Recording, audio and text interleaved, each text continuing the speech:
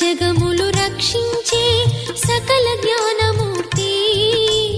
ఎవరింట తాను కొలువుండునో కలుగును వారికి కీర్తి.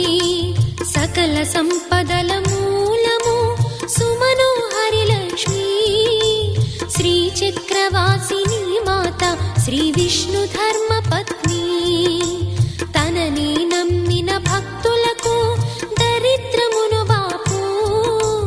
కొలిచెడి వనితల కొంగులలో బంగారము నింపు.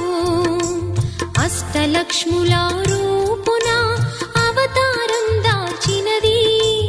కష్టములను తొలగించగా భూమిలో వెలసినది.